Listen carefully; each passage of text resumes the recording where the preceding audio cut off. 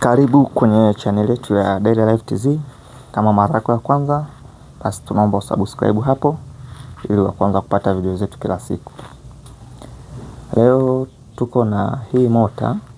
Tumekuja kujuzana kitu kimoja. Tutaangalia sababu ya kuungua hii mota.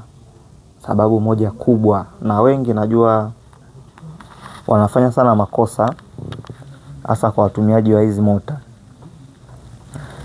Kitu cha kwanza, hii mota tunaona kama ilivyo hapa, ndani imejaa uchafu mwingi sana. Uchafu ni wa grease,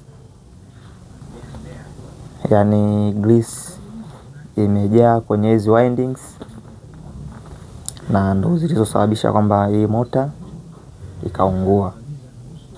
Na kwa nini zimejaa hizi grease? Sababu ya kwanza, watumiaji wengi wa hizi mota kama unavyoona hapa kwenye hii bearing huwa wana mtindo wa kuweka grease kila baada ya pengine siku 3, wengine wiki, wakiamini kwamba mota inaweza ikawa vizuri kwa kupigwa grease kila baada ya hizo siku. Kumbe ni tofauti. Hizi bearing hizi mara nyingi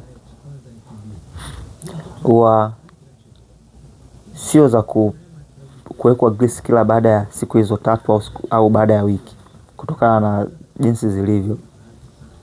Bearing hizi unaweza kupiga grease labda baada ya miezi 3, miezi 2 umewahi sana. Lakini uko unaweka kila baada ya siku 3, baada ya wiki, matokeo yake grease inajaa sana, na baada ya hapo inapenya kwenye hizi inaingia kwenye windings na inasababisha hiyo swala kuungua. Kwa hiyo nilikuja tu na hilo swala tuelekezane hapo. Nadhani mmenielewa. Na magrease kama mnavyoona tumetoa mengi sana. Kwa hiyo ndio ilikuwa somo letu la leo. Kama una maoni, una ushauri, usisite kutuandikia hapo chini sehemu ya comment.